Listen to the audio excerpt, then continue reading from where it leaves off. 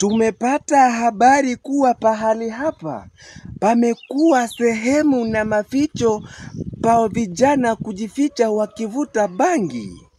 Ndiposa mimi kama Seth nimekuja leo hii nidhibitishe kama pahali hapa ndiyo pahali ambapo vijana wanavutia bangi. Na je, bangi ina madhara gani?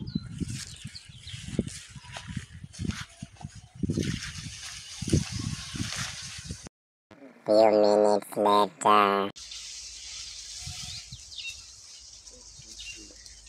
Baada ya kudhibitisha mahali hapa ni kweli panavutiwa bangi, nimepata dhibitisho lingine kuwa bangi si mbaya, wanayotumia ndio wabaya.